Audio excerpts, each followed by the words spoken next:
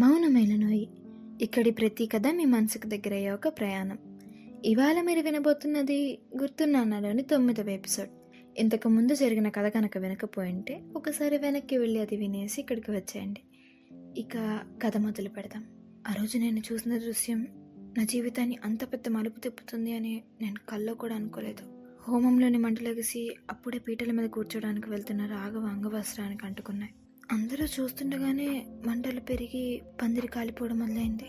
జనాలందరూ పరుగులు తీస్తున్నారు. ఒక పక్క కాపాడమని రాఘవ అరుపులు, మరో పక్క జానకిని లోపలికి తీసుకువెళ్ళండి అని నాన్న కేకలు. రాఘవని కాపాడటానికి ఎవరు కనీసం కదలిక చేయలేకపోతున్నారు.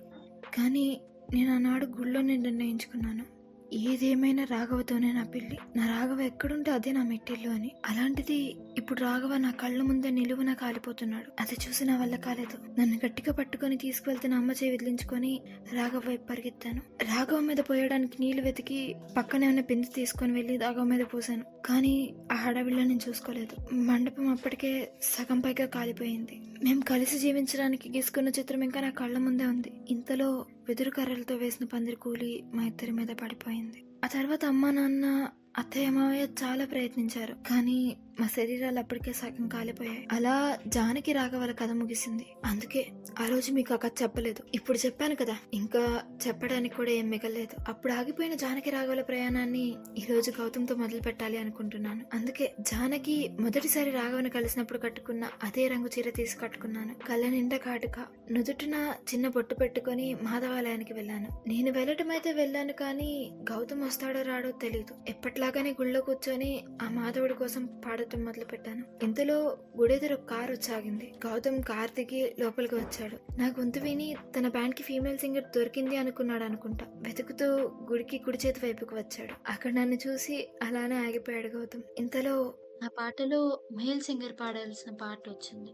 కానీ గౌతమ్ ఎవరో పాడతారో అన్నట్లు ఎదురు చూస్తున్నాడు. తనకు అర్థం కాలేదనుకుంటా ఆ పాట తన స్వరం కోసం ఎదురు చూస్తుంది అని. తన వైపు చూసి పాడు అన్నట్టు చిన్నగా సైగ చేశాను. తను పాట అందుకున్నాడు. ఆ రోజులాగానే ఈసారి కూడా ఆ మాధవుడి సాక్షిగా మా పాట మొదలైంది. పాట పూర్తయినా కూడా గౌతమ్ అక్కడ అలానే నుంచి నిండిపోయాడు. లేచి తన దగ్గరికి వెళ్ళి, గౌతమ్ అది కెన్నాయ్ అని అడగబోయాను. ఇంకా నా మాట పూర్తవనే లేదు. గౌతమ్ తన చేతిలోకి నా చేయి తీసుకుని, జ్ఞాపిక, literally thank you so much అని అన్నాడు. అయ్యో గౌతమ్, నేను చెప్పాలి నీకు థ్యాంక్ యూ. ఇది నా ప్యాషనే, కానీ ఇది కేవలం నీ వల్లే పూర్తవుతుంది అని ఆ మాధవుడి వైపు తిరిగి, నా గొంతుతో గౌతమ్ బ్యాండ్ కి లైఫ్ ఇవ్వాలని కాదు, కానీ ఆనాడు మొదలవ్వకుండా ఆగిపోయిన రాఘవ జానకిల ప్రయాణాన్ని ముగించాలి అని అన్నాను. ఇంతలో గౌతమ్, జ్ఞాపిక ఇక వెళ్దామా అని అడిగాడు. సరే అని లేచి బయటికి వెళ్ళి ర్యాపిడో బుక్ చేస్తుంటే గౌతమ్ వచ్చి, హే కెన్ ఐ డ్రాప్ యూ, ఎలానో అటే వెళ్తున్నా అని అన్నాడు. కొంచెం డౌట్ఫుల్ గానే సరే అన్నాను. Gautam car Happy Home Apartments వైపు తిప్పాడు. కారులో ఉన్నప్పుడు గుర్తొచ్చింది, గౌతమ్కి గర్చిఫ్ ఇవ్వలేదు అని. ఎలా ఇవ్వాలి అని ఆలోచిస్తున్న ఇంతలో రీచ్ అయిపోయాం. కార్ దిగి గౌతమ్ కాఫీ అని అడిగాను. దానికి తను నెక్స్ట్ టైం అని కొంచెం మొహమాటంగా అన్నాడు.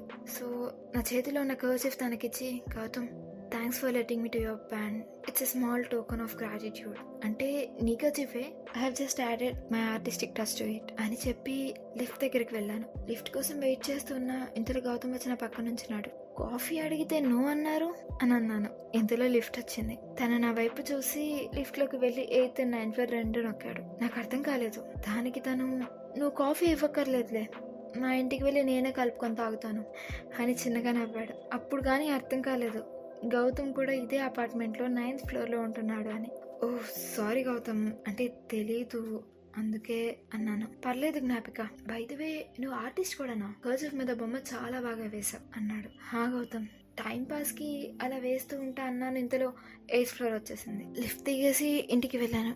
చీర కదా కొంచెం అనీసీగా ఉండి డ్రెస్ చేంజ్ చేసుకుని కిచెన్ లోకి వెళ్ళాను. ఇంతలో బాల్కనీలో ఏదో శబ్దం. 9th floor బాల్కనీ నుంచి ప్లాంక్ కి పేపర్ పెట్టి తాడు సాయంతో కిందకి వేశాడు గౌతమ్.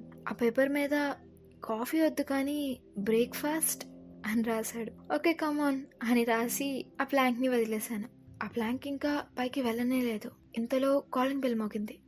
ఎవరా అని వెళ్ళి డోర్ తీస్తే గౌతమ్. అదేంటి నా ఆన్సర్ కోసం వెయిట్ చేయకుండా వచ్చేసా అన్నాను.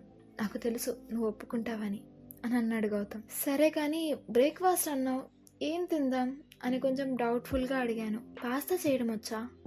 చేసి పెట్టొచ్చు కదా అని చాలా చిన్న పిల్లోళ్ళ అడిగాడు గౌతమ్. ఎప్పుడు ఆ పాస్తా ఏం తింటావు కానీ పోహా చేస్తారా, కూర్చో అని చెప్పి లోపలికి వెళ్ళాను. ఆలు వేసి కొంచెం పోహా చేసి ఇద్దరికి 2 ప్లేట్స్లో పెట్టి హాల్లోకి తీసుకొచ్చి ఇచ్చాను. నా ప్లేట్ తీసుకొని కూర్చున్నాను. అప్పుడు మేము మాట్లాడుకున్న మాటల్లో గౌతమ్ అన్న ఒక మాట నన్ను అంత ఆశ్చర్యపరుస్తుందని నేను అనుకోలేదు. ఇంతకీ గౌతమ్ ఏం మాట్లాడాడు? జ్ఞాపిక అంత ఆశ్చర్యపోయిన విషయం ఏంటి? అసలు ఏం జరిగిందో తెలుసుకోవాలి అంటే మీరు ఒక వారం రోజుల పాటు ఆగాల్సిందే. అండ్ లాస్ట్ వీక్ మీరు చూపించిన సపోర్ట్ అండ్ లవ్కి థ్యాంక్ యూ సో మచ్.